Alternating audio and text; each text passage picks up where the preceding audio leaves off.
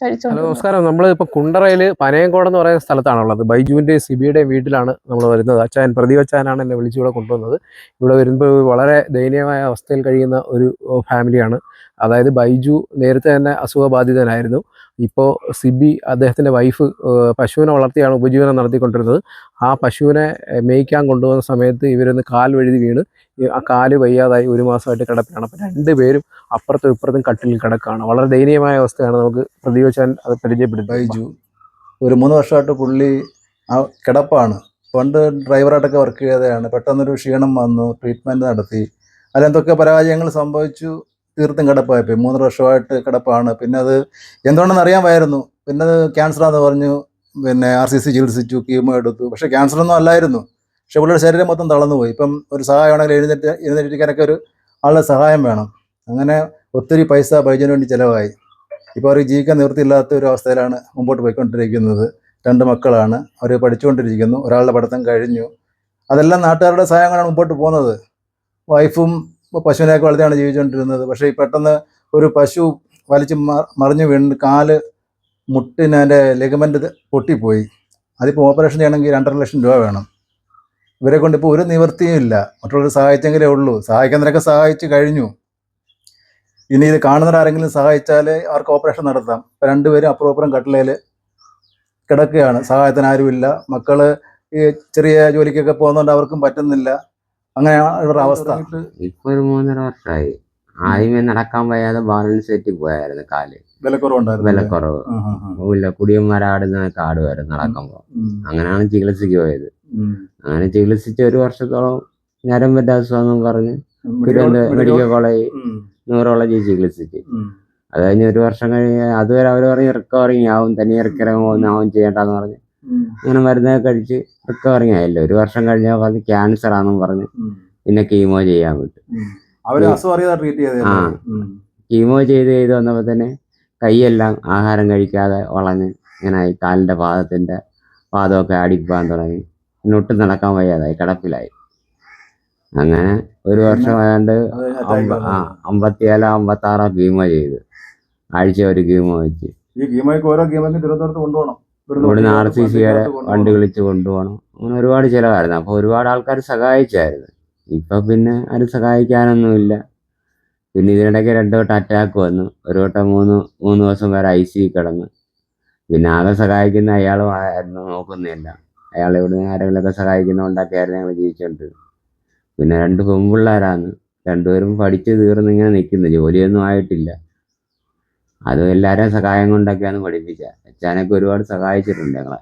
മക്കൾക്ക് ഫീസ് കൊടുക്കാനും എന്നതിനൊക്കെ. ഇപ്പം ആകെ പരിതാപത്തിലാണ് ജീവിക്കുന്നത്. കാലിൻ്റെ പാത് നീക്കിയാൽ നേരെ നിൽക്കത്തില്ല, കിടന്ന് ആടത്തേ ഉള്ളൂ. തൂങ്ങി ഇങ്ങനെ ഒടിഞ്ഞു കിടക്കത്തേ ഉള്ളൂ. ഇങ്ങനെ നേരെ നിൽക്കത്തില്ല അവസ്ഥയാണ്. ഇനി എന്ത് മരുന്ന് ചെയ്യണമെന്നൊന്നും അറിയത്തില്ല.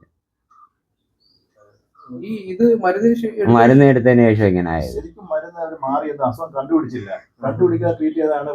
ആദ്യമേ GBS എന്ന് പറഞ്ഞ് ചികിത്സിച്ച്, പിന്നെ വേറെന്തോന്ന് പറഞ്ഞ് ചികിത്സിച്ച്. എല്ലാ സർട്ടിഫിക്കറ്റുകളും ഇരിപ്പുണ്ട്. ഡോക്ടർമാരുടെ എല്ലാ സർട്ടിഫിക്കറ്റും. തിരുവനന്തപുരത്ത് ന്യൂറോളജിയിൽ, പിന്നെ RCC പോയി.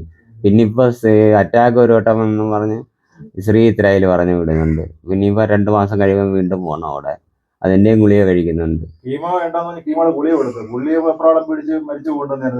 ഗുളിക കഴിച്ചപ്പോൾ ഞാൻ ഭയങ്കര വെപ്രാളമായിരുന്നു. ഞാൻ കരിക്കും വെള്ളം മാത്രമേ കുടിക്കത്തുള്ളായിരുന്നു 1 വർഷത്തോളം. പിന്നെ ഇതൊക്കെ നിർത്തിയതിനു ശേഷം ഇച്ചിരി ആഹാരം കഴിച്ചു. ഇപ്പോഴാണ് ഇച്ചിരി ജീവനായി. ചാനാണ് നിർത്തിയാൻ കാരണം. ക്യാൻസറിന് RCC കീമോ ചെയ്തുകൊണ്ടിരുന്നതാണ്. അപ്പം ഞാനായിരുന്നു കുടുംബം ഇങ്ങനെ നോക്കിക്കൊണ്ടിരുന്നത്. അപ്പോഴാണ് ഞാൻ പശു വലിച്ചിട്ട് മറിഞ്ഞു വീണ് എൻ്റെ കാലിൻ്റെ ലിഗമെൻ്റ് പൊട്ടി. ഓപ്പറേഷന് 2.5 ലക്ഷം രൂപ. ഒരു നിവൃത്തിയില്ല. എനിക്ക് 2 പെൺമക്കളാണുള്ളത്. അവരുടെ പഠിത്തം കഴിഞ്ഞുള്ള ജോലിയൊന്നും ആയിട്ടില്ല. എനിക്കിപ്പോൾ ഈ ഓപ്പറേഷത്തിന് ഒരു നിവൃത്തിയില്ല. മനസ്സുകൾ എന്നെ സഹായിക്കണം. ഈ കാലില് ലിഗമെന്റ് പോയത് ഓപ്പറേഷൻ ചെയ്യണം അല്ലേ? ലിഗമെന്റ് പൊട്ടിപ്പോയി, ഓപ്പറേഷൻ ചെയ്യണം. ഇതിപ്പോ എത്ര നാളായി കാലിങ്ങനെ? 1 മാസം കഴിഞ്ഞ്. ഓപ്പറേഷൻ ചെയ്യേണ്ടതാണ്. പൈസ ഇല്ലാത്തത് കൊണ്ട് ചെയ്യാതിരിക്കുക.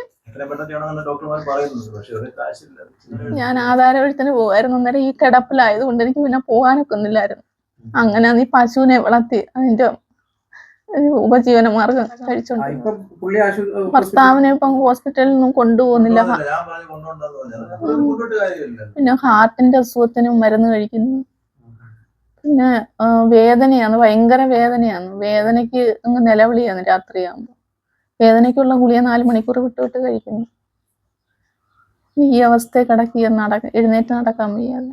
അപ്പോഴാണ് ഞാനും ഇങ്ങനെ വീണ് കാലോ ലിഗമെന്റ് പൊട്ടിപ്പോയത്. ഇവരുടെ അവസ്ഥ ഒരു വല്ലാത്ത അവസ്ഥയിലോട്ട് പോകുന്നതുകൊണ്ടാണ് ഞാൻ സുജിത്തിനെ വിളിച്ച് ഈ വീഡിയോ ചെയ്യിക്കുന്നത്. അത് ഇപ്പം ബൈജുവിനും എഴുന്നേക്കാൻ വയ്യ, സിബിക്കും എഴുന്നേക്കാൻ പറ്റാത്തൊരവസ്ഥയാണ്. സാമ്പത്തികമായിട്ട് സഹായിക്കാൻ ആരുമില്ല.